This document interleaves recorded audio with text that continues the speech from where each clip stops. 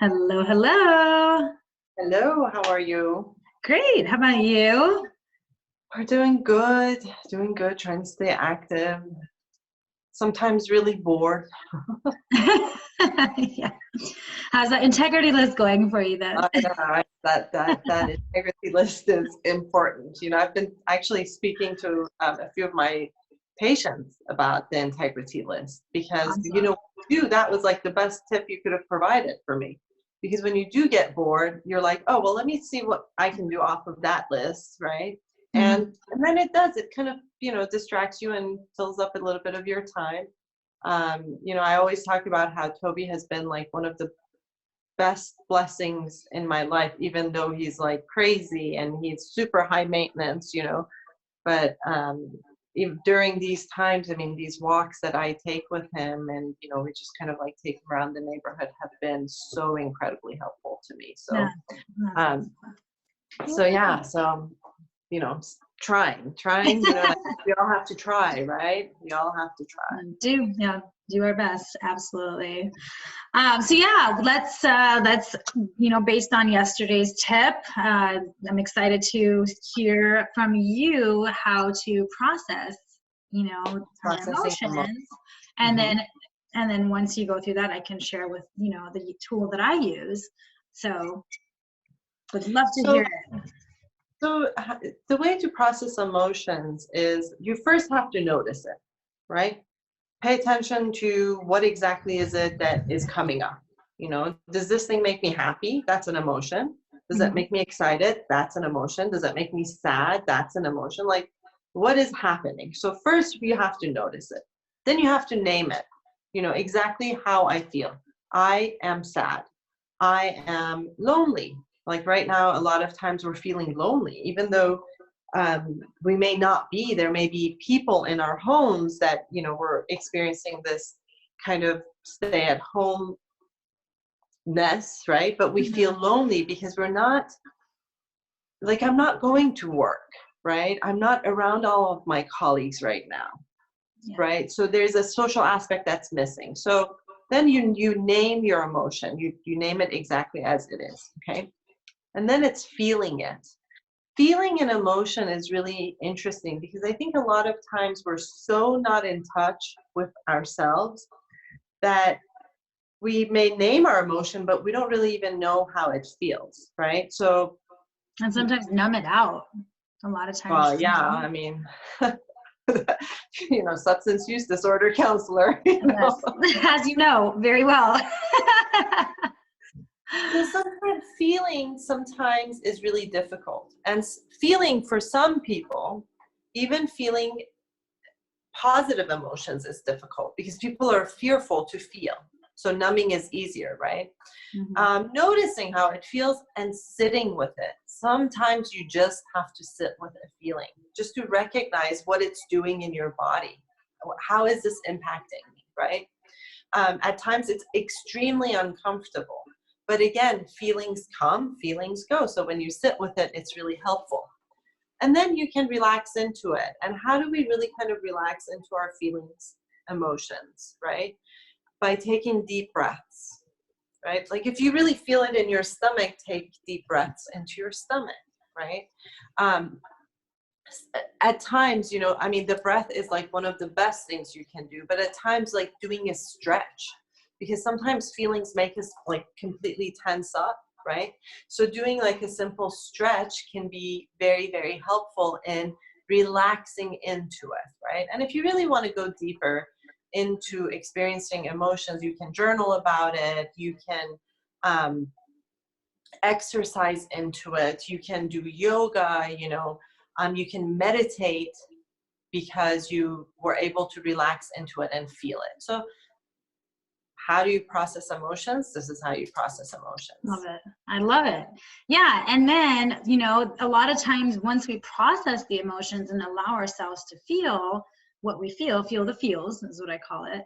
And that at that point it dissipates, right? Now there are those times where, those triggers that we spoke of that, come from other people or the external world. sometimes, you know, you can go through this processing of it, which is still absolutely really powerful, because then you can actually come from a place, you know, outside of the anger or, you know, frustration or whatever that, you know, that lower vibration emotion is, and you can come from more of like from an emotional intelligent way to have a conversation with someone else and communicate. Because to me, that's one of the biggest things. You know, we talked about personal space, right?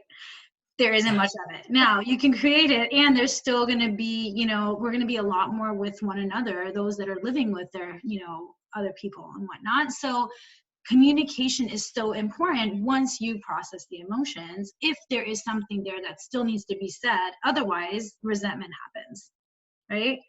Which in itself can create that dis-ease. Anyhow, so one of the things that I work with my clients on is nonviolent communication. A lot of times when we communicate, we come from a place of blame. And as soon as you're doing this, your 3 other fingers are pointing right back at you. So guess what's going to happen? It's going to create self-defense, you know, self-defense from the other person, and they're going to no longer even hear you. Rather than saying, okay, everything I feel is actually a trigger of mine. Yes, it can be triggered by another human being, but in reality, like we said, like our majority of our triggers, if not all, come from our childhood, right? So maybe somebody else, like yesterday I was saying, I get triggered when people say you have a compromised immune system, and I bet many people would be like, oh, that's so sweet, you care about me. Whereas for me, I'm making it mean I'm weak, right? So it just depends. Each person's trigger varies. And for me, I love this nonviolent communication because it allows me to communicate from a place of non-blame. And there's actual, similar to, you know, what you shared, there's a whole process to it which goes really well to really feed into this nonviolent communication. Because again, you want to notice, right? You want to actually notice what's happening, and you want to actually state that to the other person. So for instance, you know, I have it in my notes right here. So you want to say something like, well, when I hear I need, this is what I'm noticing, when I hear I need to be careful, my immune system is compromised. That's step 1. Then that feeling that you said, you name the feeling, right? So then step 2 is actually stating what your feeling is to the other person. So when I hear I need to be careful, my immune system is compromised, I feel frustrated. I feel annoyed. Step 3 is need. What is it, you know, what is it that it's like causing for you, right? What is it that you need? And for me, it's because I need to be trusted that I can take care of myself, right? Right.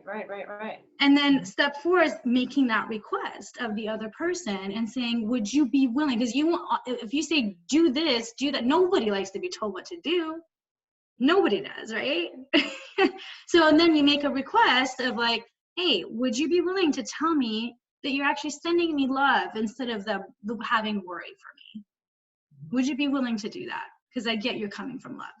And that's just an example, so it's not so conceptual, but those are the 4 steps where it's notice, feel, need, and request to take on once you learn how to process once you get through the process of your emotions. And sometimes we have to recognize that we have to walk away to be able to come back and have that conversation. And that's why I love your when the trigger happens and you're so hot and you're like, have you, like, you know, lost your mind? Like, you really think I don't know how to, you know, take care of myself? I mean, do you really think you know better? And the trigger like stems and you're boiling. There's no way you're going to be able to. And recognizing that I'm unable to have a productive, loving conversation right now. It's just not going to happen. So I need to go process the emotions. Process my emotions. Yeah, that's why I love it, because these two go so hand in hand, because you're first processing the emotions and not coming from that place, like you said, of like, it's just an automatic, like, oh, you know, they get an explosive whatever that you didn't really mean to say, right? So I love it. I love that these two work so well together. It's like, go process your emotions first, and then if there's still anything, then go have the communication with the other person, right? And if you're just learning how to do this, remember that you're not going to be very successful initially. You practice, you have to keep practicing, because we really don't know. We weren't taught these things as children. We were not taught proper communication skills, you know, with the best of our parents' intentions. So initially you're not going to be very successful, but if you keep at it and if you keep trying, you will get to a place where you're like, I can't have that conversation right now, right? And if you're even successful half the time, that's a lot of success in proper communication. And rather than causing harm, you know, you come together. So yeah, this was a good one. I know it was a little longer than I think some of our other ones, and so worth it. So all right, happy hump day, everyone. Until tomorrow. Bye, Samar. Bye-bye. Have a good one. Be safe. Yes, you too.